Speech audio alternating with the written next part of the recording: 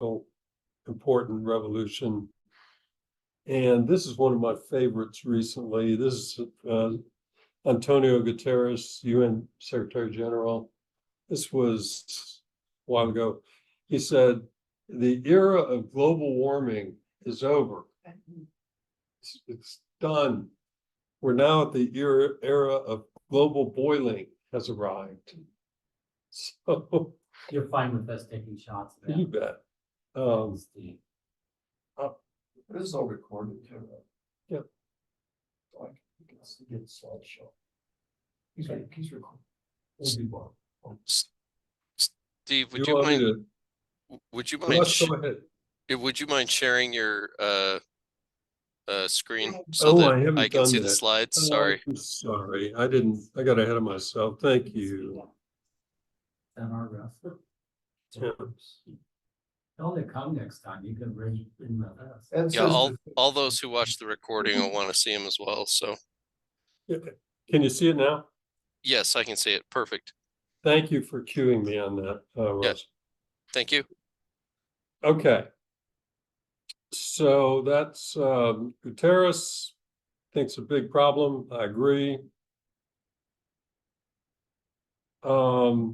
This is addressing the scientists, and I really believe that, you know, I was in a room with them, right, in Poland, and I really believe that they have the solution somewhere in one of their labs.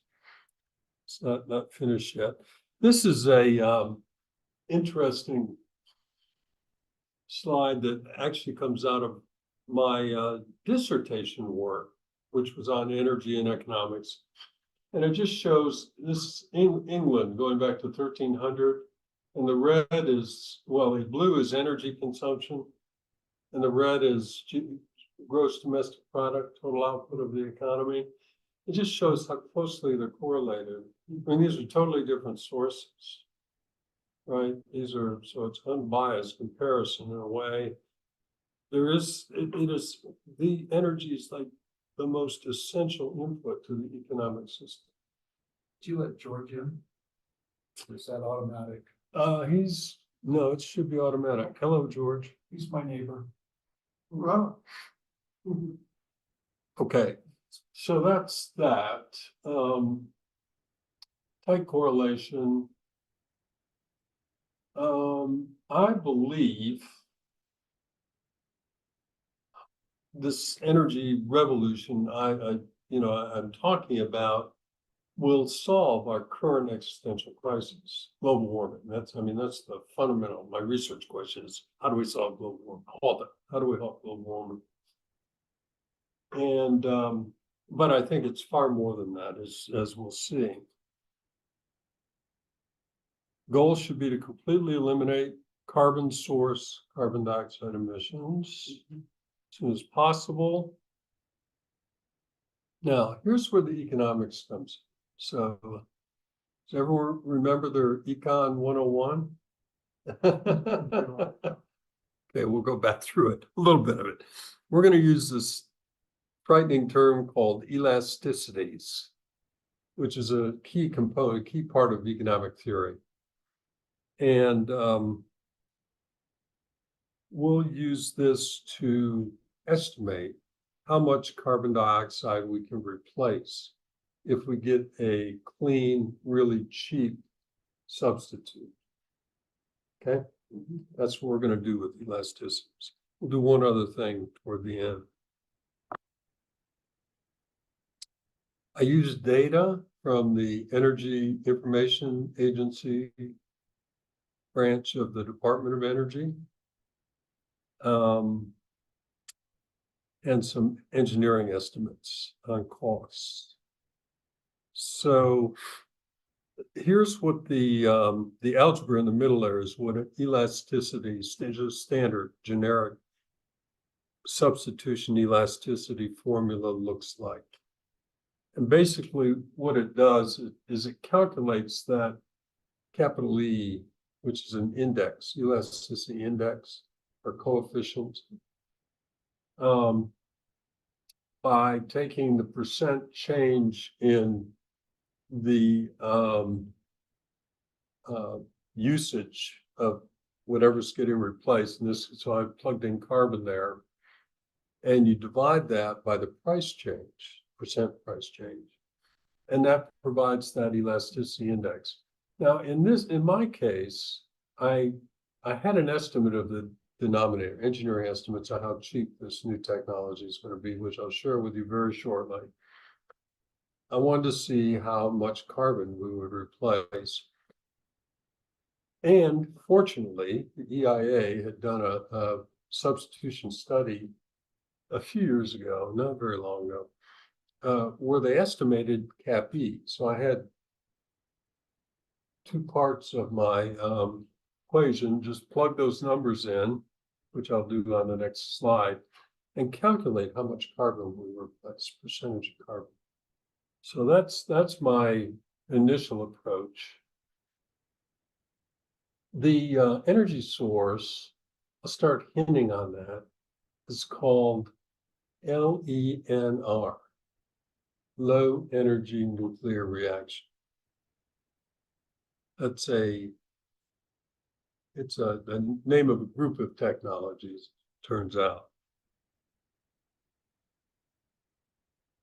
Along the way, I asked the question, why haven't we solved the problem with all the resources that were poured into it for decades now, right? And we work hard at it. Most people would want to solve this problem, try to do it. We spend money, we spend time, we worry about it, we talk a lot about it, but we don't solve it. What's the fundamental mistake we're making here? As it turns out, most of the actions that we either propose or take raise the cost of energy. Say that again, please. Raise the cost of energy. So in other words, discourage its use by Right. cost. Think carbon taxes, Right, yeah. right? And that's valid. I mean, you can raise the price of something, and economics says then you use less of it. That's the story from the not communities care, but the other organization that's working on Congress, climate change lobbyists. Citizens for Climate. I mean, CCL, right? Yeah. Well, but that's just standard we tax that. standard economics, right? Yep. Yeah, and they're very much for a carbon tax. Yep. Yep. And I've talked to those folks several times, and I like them, and I go, but I can't support you because it's not going to work. I know it's not going to work. I mean, it may raise the cost of energy, may lower how much energy we use, but I think that's morally unacceptable. Or, first of all, it's probably not tenable. It probably won't actually work. People won't accept it. And given distribution inequities, distributional problems, I just think it's the wrong thing to do if we have an alternative. To be clear, I support anything that makes any sense. I say do it all, but it's not going to work. And most of it's not going to work because you're fighting the elasticities. Very famous physicist, early 20th century, Wolfgang Pauli, has this exquisite quote that was supposedly in response. There was a comment on a paper he was reviewing, and the author of the paper asked him, "Well, Dr. Pauli, what do you think of the paper?" He said, "It's not even wrong."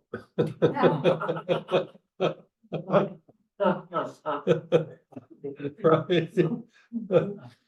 And he was quantum mechanics. Yeah. Yeah. Yeah. Oh, well, that sounds like. And what he was saying is, you've asked the wrong question. That's what he meant by that. So I'm in Pauli's space here. I think we've asked the wrong question, which is how do we raise the cost of energy? that's the wrong question. Because we're not making any progress.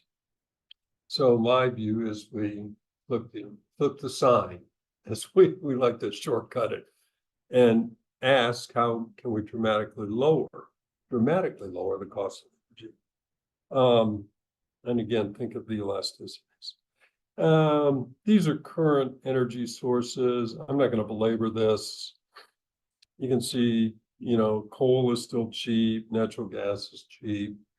The renewables look cheap until you add storage in and so forth. Right? Well, yeah, you guys know that. But until nothing is dramatically cheaper that stands out on this chart or any standard technology we have. So we need a really low cost energy source. There are not many candidates for this.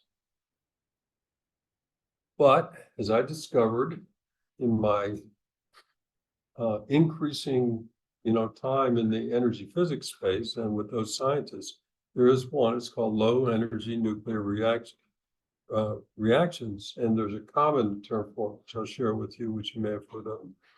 And then, and I have a colleague that's one of the energy guys, Jed Rothwell, who has estimated that the initial cost of LENR provided energy versus anything else will be 10 to 20 times cheaper. Now that's starting to be a serious amount of, exactly, Yeah. right? That's So, motivating. Yeah. right? Yeah, huge motivation. And you plug that into the elasticity formula and it says, well, 20 times is 2,000%.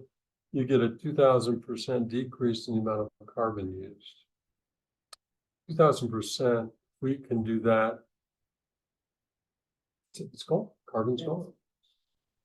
So I know the energy source. I have a good engineering estimate of its costs. And that's what I'm incorporating now in my solution. The other important thing, and so all this elasticity stuff is very standard econ, right? I mean, any one of my students could do this. But that doesn't answer another very important question of, okay, we can get rid of all the carbon, how long will it take us to do that? And that's a very critical question. Because you have to, in order to stop all the bad stuff, halt it, you've got to stop producing carbon dioxide. You got to get rid of it.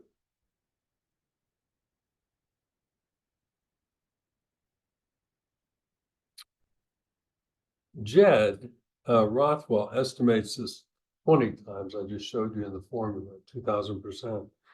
But in a decade or so, he says, potential is to move to 200 to 600 times cheaper. And at that point, it's on the road to free, right? It's asymptotically approaching zero cost. And I actually think we'll get to zero cost energy out of this set of technologies. But so at 600 times cheaper, we get rid of 60,000% of the carbon. Still don't know how long it's going to take. Well, you're estimating a decade. Well, yeah, I'll come back to that. So yes, Russ, you have a question?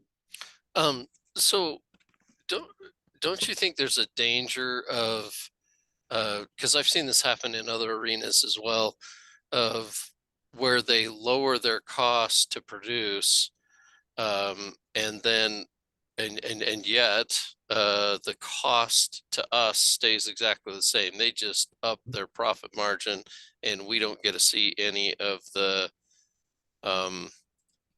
benefits from it. Do you think there's a risk of that? Absolutely. Now, do I think there's a high risk of it? I know a lot of these people, and my sense is, I don't think there's a high risk. Many of them are motivated by saving the planet. That's their primary motivation. They've been working out of the limelight, unfunded for 30 years now on this technology. You know, they're extraordinarily committed to getting it done. And they're doing it because I think they can save the planet. But nevertheless, you're right. I think this technology is not that complex. And once, you know, the genie's out of the bottle, cat out of the bag, however you, whatever cliche you want to use, it's going to be relatively straightforward to produce very low cost energy by many people. So, and, you know, people are trying patent IP protections. I'm not sure those are going to work because of prior history and so forth. Anyhow, that's a very complex area. It's a good point. But the base cost is so low.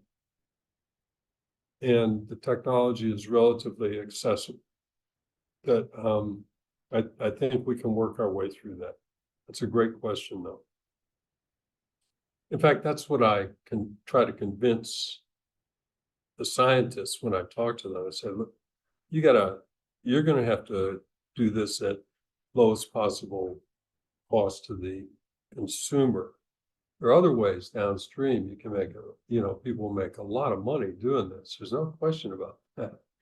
But the basic cost of the energy needs to be at the absolute minimum. And that'll be the trend. All right. So, okay, so we've got some huge multiplier to get rid of all the carbon now, right? Pick your number. It's gone. Carbon's gone. How long does it take? Let's answer that. Let's switch to thinking about that next. The question, Steve, is how long does it take us to stop producing a lot more carbon dioxide? Or how long does it take the carbon dioxide to come out of? No, I'm not talking about removing anything that's existing. Okay, so it's just slowing Stopping. down the production of Right, carbon. stopping, eliminating production of carbon dioxide from combustion. That's a good question. Really depends on the rollout of your. Well, and even it is, I asked it and I go, that's a reasonable question. And I started poking around my economic sources, looking for people who'd solved that type of problem before. And economists, as far as I can tell, have not taken this on. So this is like sort of fresh economics I'm going to share with you. So I've got an early, sort of first cut duration estimate from a new approach to modeling, which I'll share with you. It's not hard. The punchline is that at 20 times cheaper, the transition should be well underway or done, 7 or 8 years after the technology is in the market. 7 or 8 years. Okay? No one's cheering yet? Yeah. I don't think we have that much time. Huh? I don't think we have that much time. We're in Well, boiling phase, right? What choice do we have? You just want to give up? Well, So I don't have many other choices. Well, my question is, when does the technology become available? right. It's a great question. Yeah. There are several groups that are in the process of commercializing this right now. So the answer is maybe quickly, maybe like in the next year or so. Oh, And that's why I keep on going to the energy conferences to, keep my ear to the ground and keep close to the progress in the space. Well, I have to ask, Oh, and I'm sure it's true that, you know, the politics and the cartels and these powers that be are slamming the brakes on this kind of stuff. Yeah.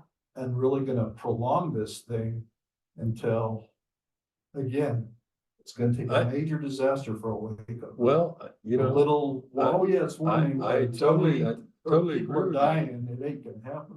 Totally agree with you, but the price differential is gonna drive so much of The this. economics, regardless of cartels in there. What about things like the natural methanes and things that are coming as a result of, you know, the tundra and Yeah.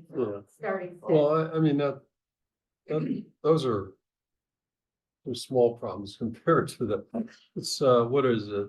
I think the number is 80% or so of the, The greenhouse gases is the carbon dioxide. is yes, is the, so that's the big problem that I'm trying to address. There are some technologies that may be useful. Well, with super cheap energy, they'll figure out something to start, you know, Right, right.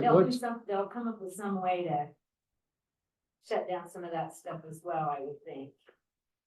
So there may be a way to roll it out much faster within 18 to 36 months.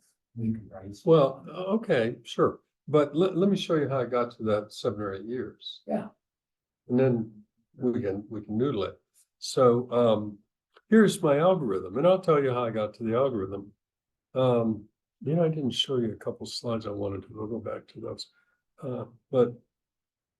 And I'll explain where the 150 comes from in the numerator. But then in the denominator, you just take the number of times cheaper. So the 20 times cheaper, Jed Rothwell, that engineering estimate, -1 just to make the math work. You divide those two and you get 7.9 years to complete the transition away from carbon dioxide combustion. Now, how do I get there? My dissertation was on the English Industrial Revolution, and I showed you that first slide out of that. So and it was on the energy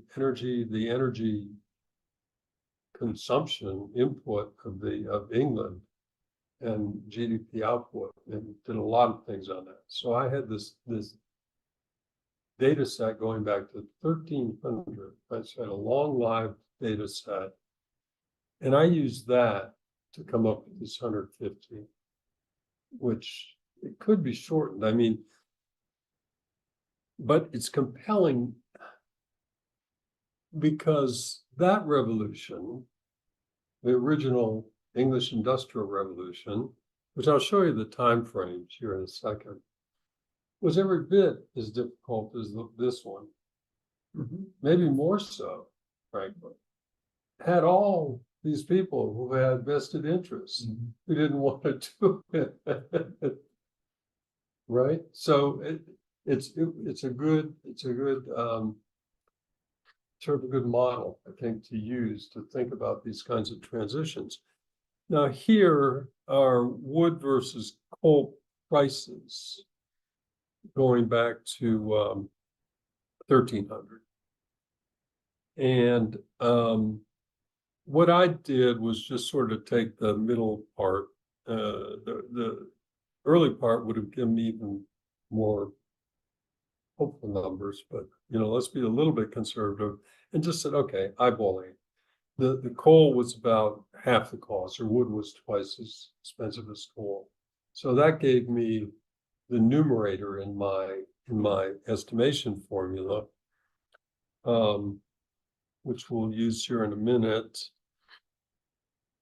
This is the energy consumption in England by source. So the red is wood, again going back to 1300, and the blue is coal. And you can see the coal took off. Well, this goes to 1500, not 1300. My date, I mean, this is this little bit of a switch, but I've placed a date that I that is statistically calculated of the beginning of the English Industrial Revolution in the year 1594. Okay, won't tell you how I did it. A lot of statistics. I had the data, and I'll never forget me presenting this in, with my advising committee, and this one guy, his mouth dropped. He said, "You're right about that. This is incredible." Because most economists place the start 1750. But I did it based on energy transitions, really. Transition away from wood to coal. Measuring that statistically, when it got significant, said, okay, that's the beginning. So 1594 was the beginning. So at any rate, so I just, you put those together, and you can see that pretty quickly coal, with just a 2 times price differential, took over. Right? So, and it gathered a lot of supporters along the way, even though I'm sure there were people that were doing the wood that pushed back at the beginning, right? So that's the way these things happen. Forever. That's the way it happens. Here's what English gross domestic product looked like, total output of the economy, between 1300 and 1874. And this is basically where I picked off the 150 years. I said, okay, I'm going to just, and these are very gross eyeball estimates. 1600 was beginning, and 1750 was the end. And there's the end of the revolution itself, energy revolution part of it. Now, clearly, the great growth in GDP occurred after that, but that then involves so many other changes in the culture and all the industry and all that kind of stuff. But the energy part was, this is where I got the 150 years. Okay, so that answers that. How do we get there? Well, we've got to heavily fund the research to finish. Now, even though I said there are few, 3 or so that I'm aware of, companies that are attempting to commercialize, we do not yet have a good, accepted theory. And that is sometimes a roadblock. It doesn't have to be, but for funding, it often is, right? And I think we need to eliminate that. We need to fund the basic research to completion. This is, with the people involved, I mean, they have huge egos, but we should be able to solve this. So, by contrast, I point out that hot fusion has dominated the mind share and the funding for the future energy source, right? And I wish I had another hour to go through the explanation, because people get intrigued by what I'm about to say, or turn me off entirely. But that's the wrong science. As it turns out, the sun, most likely, the data is accumulating, suggesting the sun does not use hot fusion to produce energy. And instead, it uses some other thing. You can speculate, I'll speculate, but the problem is that the sun, for the last 150 years, solar physics has assumed the sun is a gaseous ball, right? So you have molecules floating freely, right, in this gaseous environment. And that's the environment we need under high temperature and pressure to create hot fusion, right?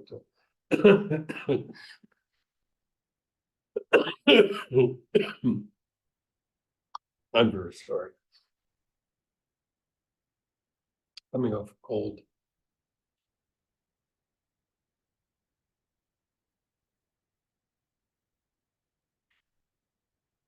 as it turns out, the sun is probably not gaseous. Probably a liquid metallic hydrogen lattice. It's more liquid than it is, but it has structure. It's the whole point.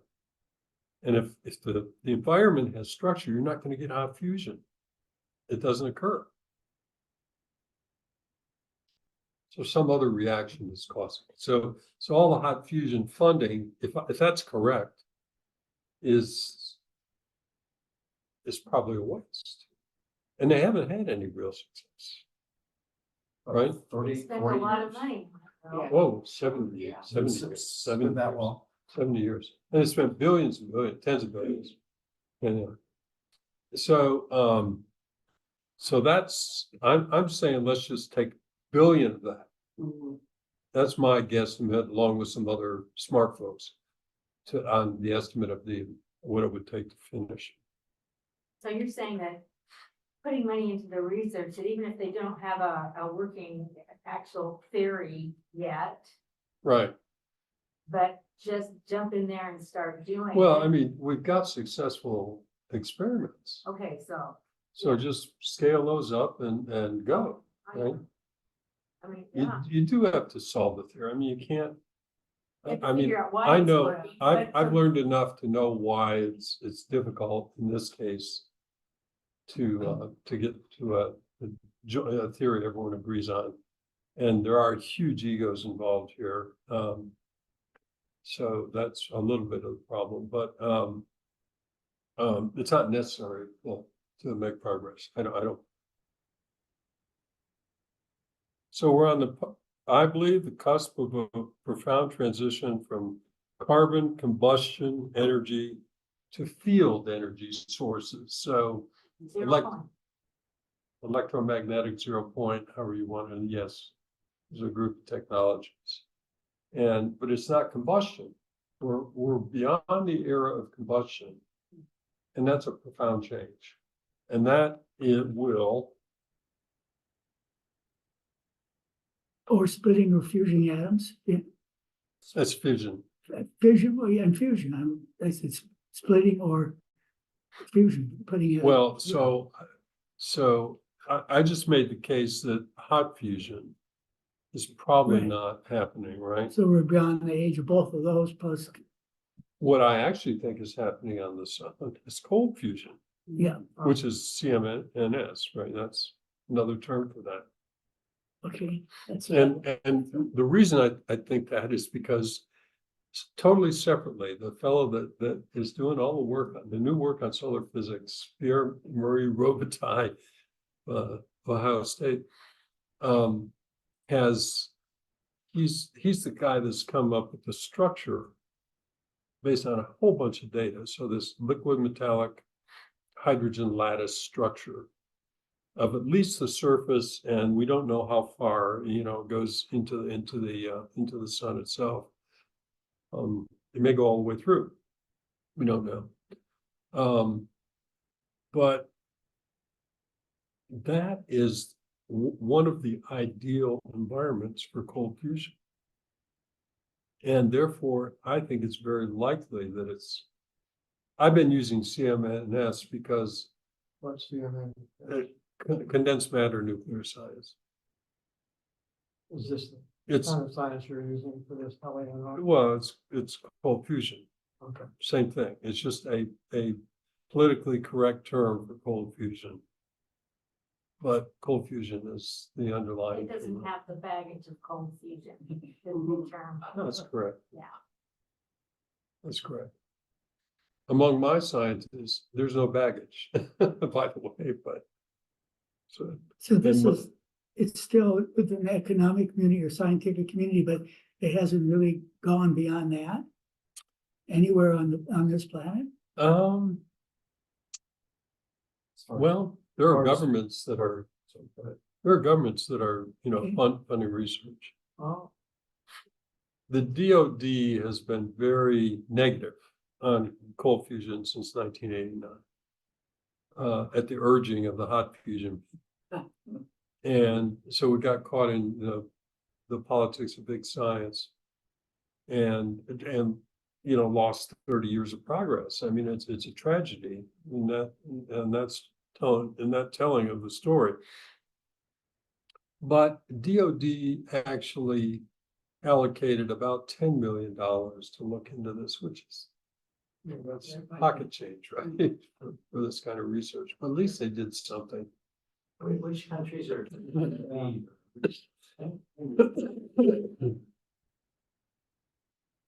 US, Italy, Russia, Japan,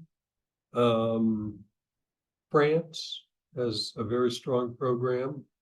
So there's And which individuals, which companies are taking the lead on? well, there's no one you would recognize. These are startups that are Is Department of Energy, they blown it off? oh, when I said DOD, I meant DOE. Okay, thank I'm you. sorry, thank you. Not defense, energy. I meant energy. They blew it off in '89. Right, they shut it down. 1989? Yeah. The year, well, it was 91, Hans and Fleischman. Right. Experiment, right, went to labs that shockingly right. had conflicts of interest, so of course they can be replicated. So when we get to this next revolution, it'll halt global warming. I have no question about that. At the price differentials we're talking about. It'll halt putting CO2 in the atmosphere. We already have enough in the burn to cook the planet, so. But you have No, the energy, that's- maybe the technology to take some out with that. If we don't solve this problem, Right. we're never gonna solve that one. Right. So we gotta do this one first. Yeah. I agree with you, but, Yeah, I know Yeah. what you say. I understand. so I also think this has the potential to start the second great energy revolution, the first one being the industrial revolution. Quick, do we have the room till 7:30 beyond? I think we have until 7:45. Just What a time? time note? Okay. Yeah, Okay, yeah. thank you. So we have 10 minutes left officially. Yeah, okay. So So I'm this, roughly my last slide, last Oh. few points. So but the really important longer term thing, halting global warming is important enough. It's going to enable the second great revolution in living standards, which is what the first industrial revolution had. Right, I showed you that graph of GDP in England, right? right. It'll be like that times 10 or 20. That's because energy would be so cheap. Yes. So you get it. When we had our little discussion this summer, didn't we say that these could be made little modular units? You could just go build a Oh, house yeah. anywhere in the Yeah. wilderness and have Yeah. how much you want. Yeah, they're highly modular. So, most of the experiments are just desktop lab, experiments going on right now. And they're producing how much energy? Well, watts or kilowatts, some of them. But they're tiny, and then people are working on scaling. So you could have one of these units in your house or your Yeah. car. Yeah, yes. Or your phone. I mean, About how much do you think that would cost? Batteries, eh? So Currently. I don't know. That's a good question. I don't have a good estimate. I have this 20 times cheaper estimate, and that's the only one I really, have any trust in at the moment. It's a little uncertain, but there was, I read an article where there's some utilities looking at charging people by their income for energy, for your energy bill, not by how much you use, but how much your income is. So the more income you make, the more you would pay. It wouldn't be at all to what you use. Seems to me, Well, there's a strong correlation between your income and how Right. much energy you use. yeah, right. But that, Right. I don't, Knowing that your background is economics and Yep. not nuclear physics, what are the isotopes involved? What? Isotopes involved? Oh, in isotopes. fusion? so there's a variety of ways to get to cold fusion. Okay. So there's palladium, there's, God. I don't mean to flip my science button. I wasn't quite ready for that. Sorry. Deuterium. Yeah, yes, deuterium can be involved. And I mean, so the Fleischmann and Pons experiment, electrolysis, was palladium anode cathode and deuterium fluid. Okay. So for example, and that's one style of cold fusion. Right, there's. But there are other styles of cold fusion that use different materials. So there are even people that are saying cold fusion actually occurs very naturally in the earth. In fact, some people are saying may be responsible for the heating of the core of the earth. So there's lots of interesting implications, speculative. Yeah. And you said the sun also, And I believe it's the sun, because I don't think hot fusion, sun and earth. if Pierre-Marie Robitaille is correct, and I think he is, he's a really smart guy. He's been at this for 30, 40 years now, almost. The sun is not gaseous. In fact, no sun, no stars are gaseous. They're all liquid. I have a book talking about his work. He didn't write it. Some other guy wrote it. Hunziker wrote it, called The Liquid Sun. So what are these solar flares? Those are Oh, plasma. yeah. Doesn't mean you don't have plasma. You know, You can still get plasma. physically, that makes sense. If you compress a gas, you're gonna get a liquid, and under Yeah, that big of right. gravity Yeah, mass, yeah. it makes total sense. If this were to take off.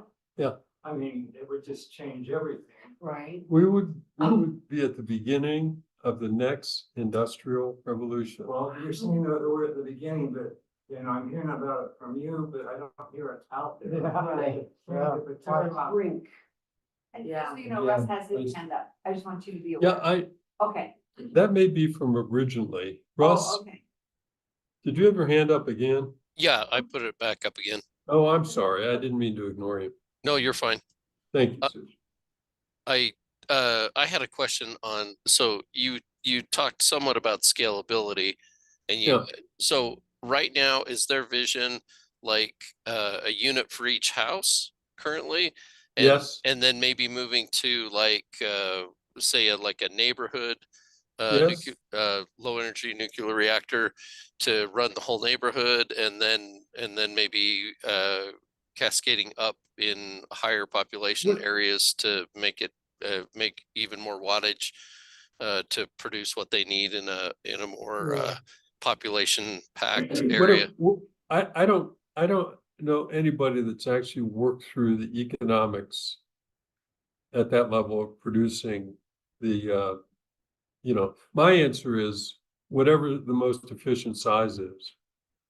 And if a small size, if a size that fits the particular energy need, like a car or a cell phone or heating a house, is sufficiently efficient, you produce that. If you need to run an industrial plant, you scale it up. So this has broad I think. bandwidth on Well, application. So I didn't talk about the output yet. You can But get, applications are, so heat is the most common output. But there are technologies that I'm aware of, know about. LEC is one of them, that produce direct electricity. or heat produces electricity. Well, yeah, you have to go through a conversion. I'm talking about direct electricity, right? Straight. So which is it both? Yeah, you can Both are possible. both are possible. So is this a result of like chemical reaction, or is it just something that's triggering some sort of quantum physics? It's nuclear, right? It is nuclear. Okay.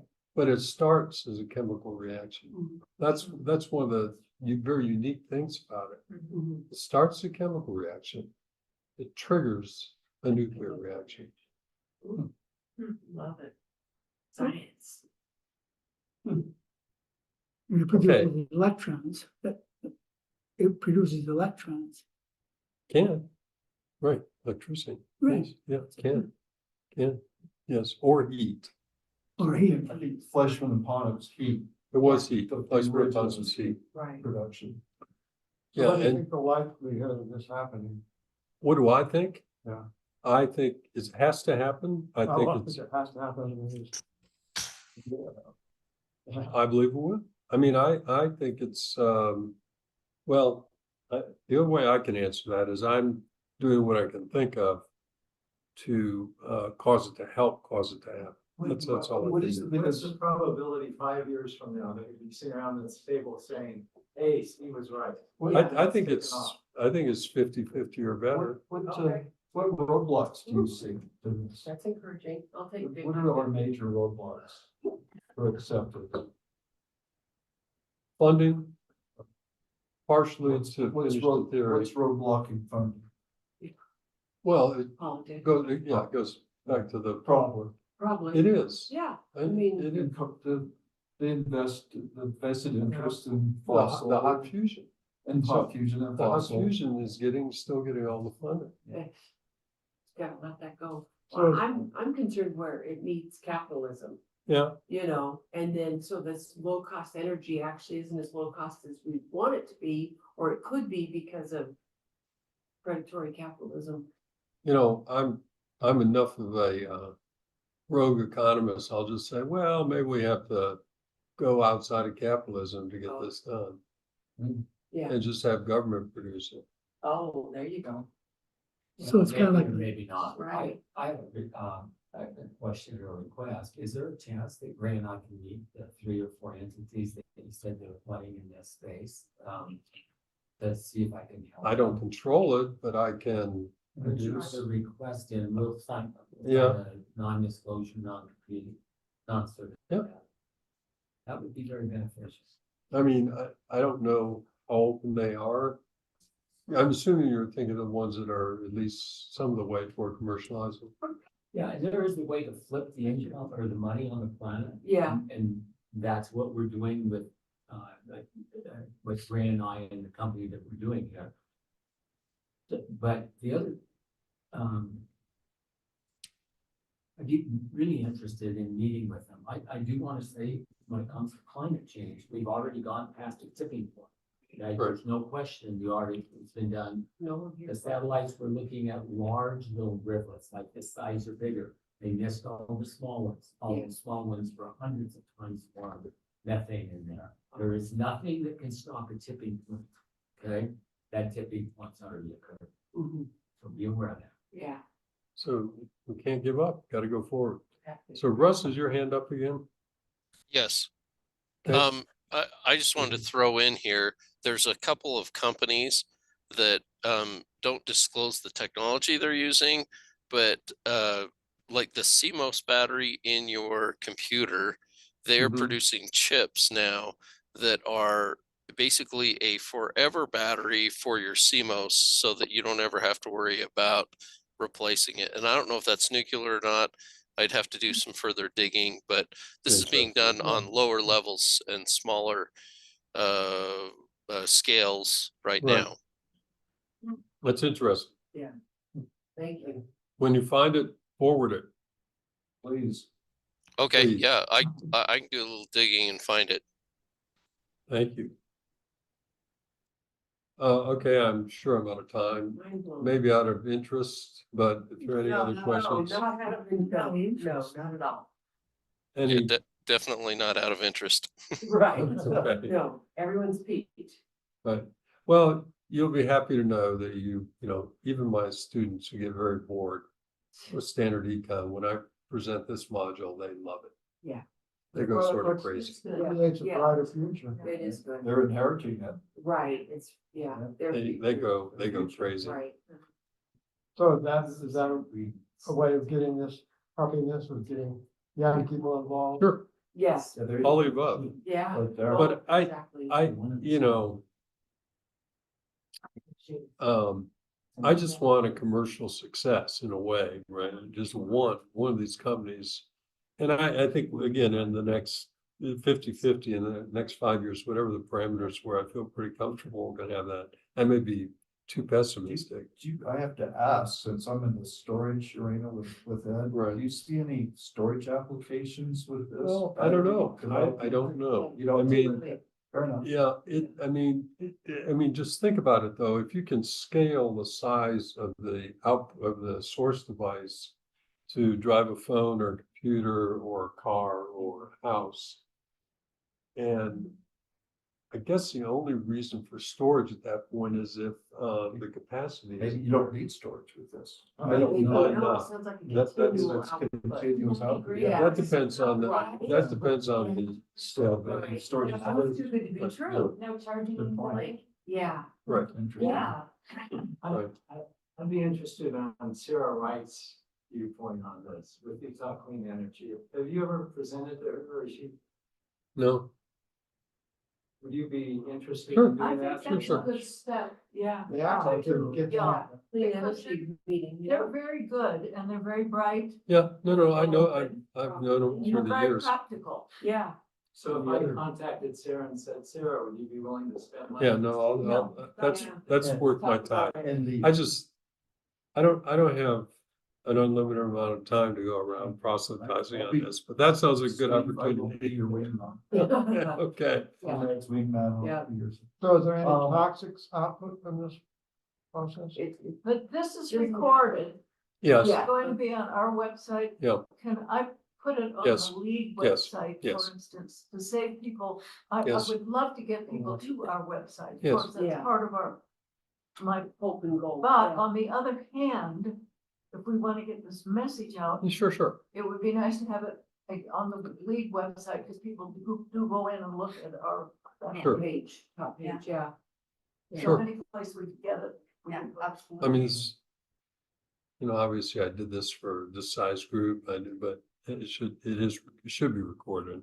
I wonder if, you said, Utah Clean Energy, I wonder if the Utah Innovation Center would listen to this pitch. That's. I just think the more feelers that are out, We Yeah. pitched Yeah. Innovation is the Center, better. and they ate it up, what we're doing, they're all in. Yeah. So Just to there's remind you another potential. what our country contributed to CO2, crude oil production record in the United States in 2023 was $13.3 billion, 13.3 billion barrels a day. That's global That's Yeah. us, or us? The US. So, We have so a the record. the We have the irony record. is the that most ever produced by any. the US is Oh. producing more fossil energy every year and using, and more renewable every year and using. It just gets added to. We never replace the old stuff because the cost isn't there. I mean, that's Yeah. sort of the whole point of these models. Cost equations. So Steve, I got another question. So You bet. if I bring to the table like 450 billion to make this happen, so how am I 450 going to billion? get my ROI? Because I'm not going to give you the money. I Yeah. want a return on that money. It's I a want really you to good think question. about that question. Okay, do I have to run it through the government? Do I have the government laws on my side to maintain monopoly so I can get a return? I don't mind moving it if I can get a return that saves the planet. Yeah. You don't have to answer the question. You can I just bring it no, in. I haven't thought a lot about it, frankly, right? But my sense has been that, this should be a public good, Public domain. public good. We call it public goods, right? All your life for Paul. The basic energy production Right. should be Like a nonprofit where Yeah. they what it cover their enables, costs. and everything It enables. should be a public right. Yes. Well, that's not gonna happen in Russia or the United States, Human right. okay? You gotta go to Bhutan Yeah, and some places well, like that, no, maybe to get that to happen. we'll see. You need to know who runs the government. Yeah. Challenges. That's the So- challenge. Yeah. Even if Or there's a not. return on the investment though, it's still. The return, I mean, if the government threw up the money for it, as a for instance. The return on the increased economic productivity based on your, Right. you know, Yeah. like, it's gonna go so crazy It will. because. I mean. I mean, you that's. Lower taxes and still bring in more money just because there's Get so rid much of more. taxes. Yeah. On the website. Mhm. Right, no, I mean, I think that all the potentials for really huge economic activity are the downstream things that this enables, just as it was during the English Industrial Revolution. Right, the 2 times cheaper coal. I mean, there were a few people who got really rich off that. There's no question. Yeah, they got very. But that's not what generated all the wealth in the world. It was everything else that flowed from having this reliable, scalable, relatively cheap source of energy. And the ones who got very rich, they like to keep hold of that. Yeah, I know, I know. Long term. The way we're doing the hydro storage pumping, it just so happens to be with a company who is now being backed by Shell Oil. Okay, because the oil people, they're not that dumb.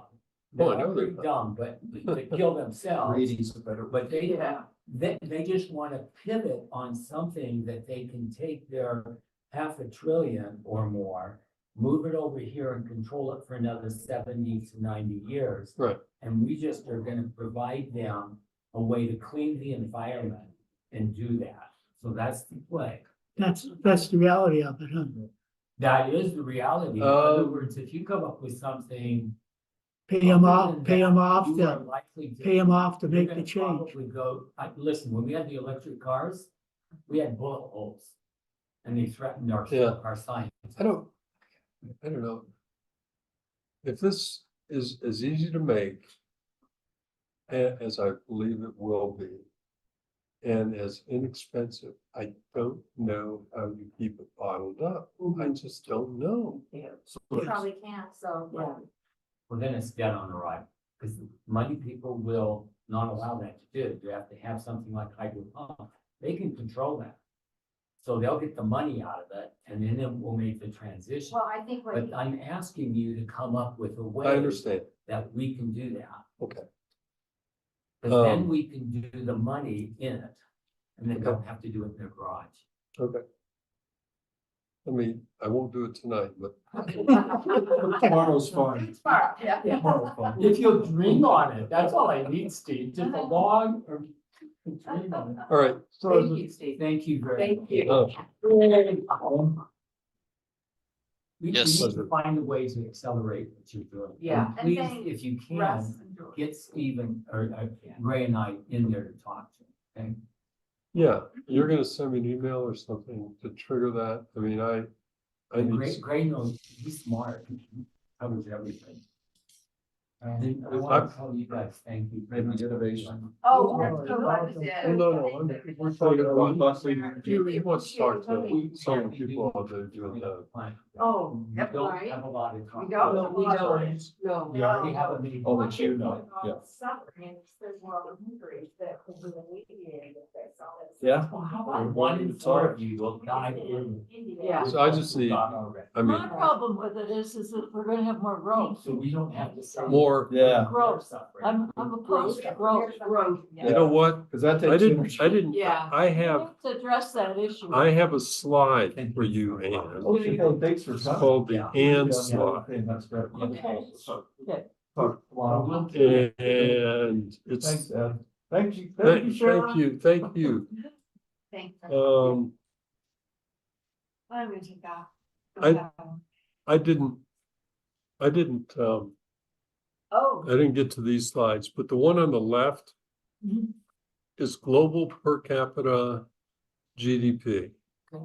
All right, It's going up. 80 to 20, it goes up in a straight line. That's the blue or the red. Well, the blue is the actual, the red is the model fits. Oh. So either one. Oh, it's good. Yeah, because I have to fit a model to forecast. Oh, gotcha. Real and model, okay. Thank you, Yeah, pleasure. sure. Thank you all. Nice seeing you again. Good seeing you live. Nice, good seeing you again, Stephanie. So, Thank you for everybody's We'll input. see you at the 9 billion. Okay, George. Oh, come on, get out. I know, right?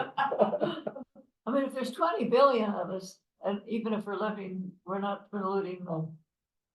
I'm worried about growth and consumption, even if our energy source is Because that's- terribly pure. I've Well, got a great okay, article on okay, that, but- great but Ian, topic. You don't have unlimited resources. You want, on the you're, planet. you're asking sort of what I call the degrowth question. Yeah, Right, right.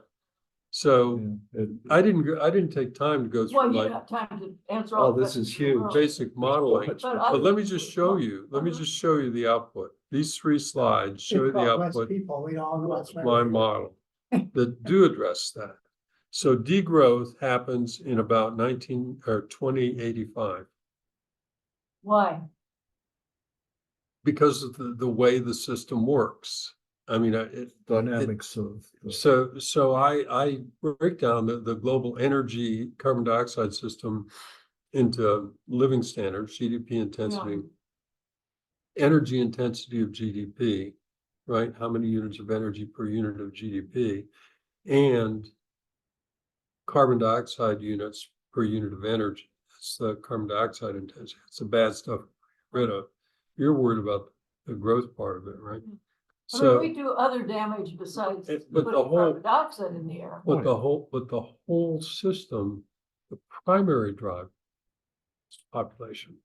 Yes, And energy Well, need, but energy need based on population. But population, if you do a statistical correlation study, it's the population that is the biggest weight in the Yes. whole Sure. set of equations. It goes back to the white paper. Consumption. That's right. And so if population is peaking in 2065 and Why is heading it gonna down, peak? women don't want to have, Fertility rate. right? Total fertility rates coming down around the world. it's Total not. ferti- It's That's still just what got, that- it's still I got said you- momentum. She said it's not, it's been Even- overestimated by the UN. And Maybe it's not that- going down. That article from that lady Really? in Australia, yes. I'll send it to you again. But she Well- talks about when it's gonna peak.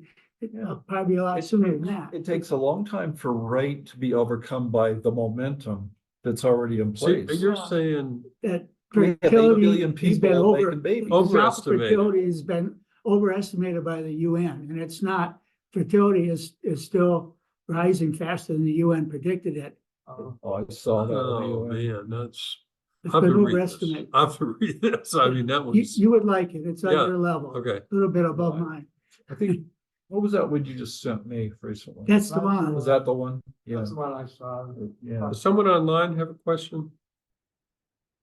Hey, George Gray here. You still up with us, George? Did George go home? No. He's my neighbor. So at my point, I calculate the actuals on those intensities, GDP intensity, energy intensity, carbon intensity. And then I just take a forecast of population. And that is the whole model. That's that simple equation right at the top of this slide.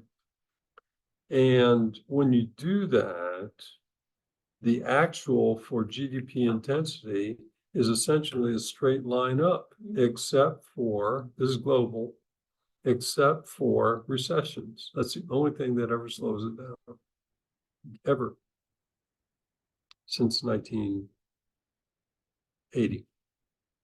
If the population decreases, people consume more, but overall total output is less. Bingo, right? So total output will peak 20 or so years after population You think people will consume Peaks. more per capita. They will. We'll all get richer.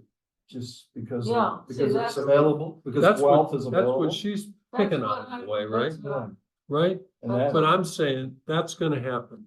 I don't know of a way to stop it. I don't know of a way to stop that. But even with that, because the population curve, and by the way, the more that happens, the richer people get, the fewer kids they have, the more total fertility goes down. So you get Yeah, less I- total population, right? So you On get the this,